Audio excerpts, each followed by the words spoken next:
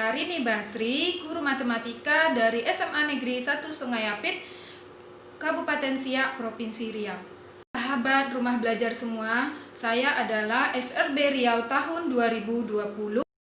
Inovasi pembelajaran yang saya lakukan yaitu adalah penerapan blended learning berbasis sumber belajar dan bank soal dari portal rumah belajar. Nah, kenapa saya menggunakan blended learning? Karena blended learning itu adalah pembelajaran campuran antara tatap muka secara offline dan online. Nah, kenapa saya memilihnya? Karena tidak semua siswa saya memiliki HP Android dan tidak semua siswa saya bisa mengakses internet dengan baik karena kami berada di daerah bukan di daerah perkotaan. Baiklah sahabat rumah belajar, saya akan menjelaskan sintak-sintak yang akan kita lakukan dalam blended learning. Nah, yang pertama yaitu adalah seeking of information. Artinya di sini kita mencari dan membagikan informasi. Nah, ini saya menggunakan salah satu fitur yang ada dalam portal rumah belajar, yaitu sumber belajar.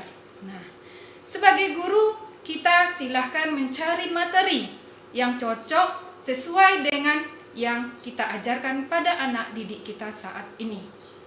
Kebetulan saya adalah seorang guru matematika dan materi yang saya ajarkan pada anak didik saya untuk siswa kelas 11 yaitu adalah materi turunan.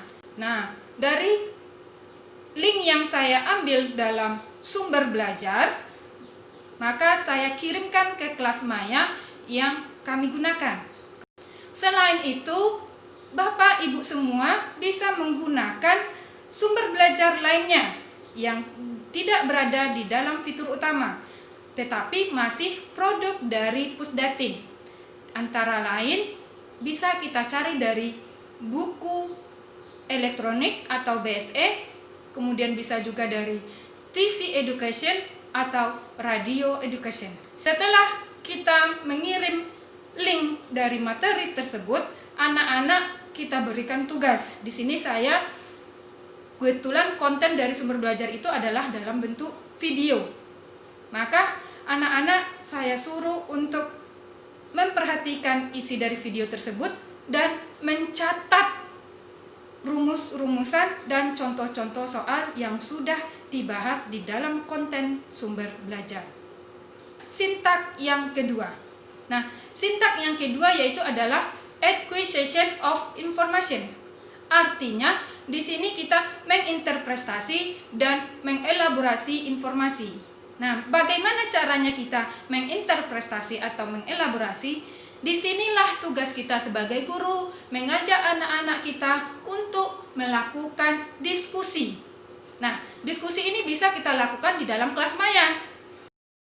Di sana anak-anak juga kita tugaskan untuk mengerjakan soal latihan. Soal latihan yang saya gunakan juga berasal dari bank soal yang ada di fitur utama rumah belajar. Mereka akan mengumpulkan latihan yang sudah mereka kerjakan secara offline.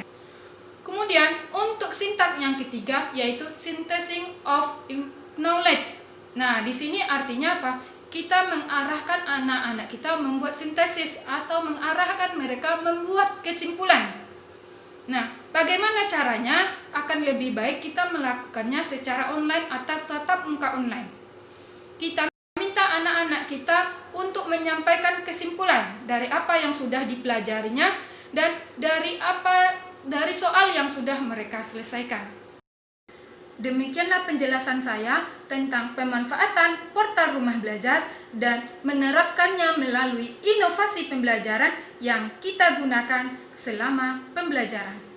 Semoga apa yang sudah saya jelaskan tadi bisa menginspirasi sahabat rumah belajar semuanya untuk bisa mengintegrasikan segala sesuatu yang ada di dalam portal rumah belajar di dalam pembelajaran kita.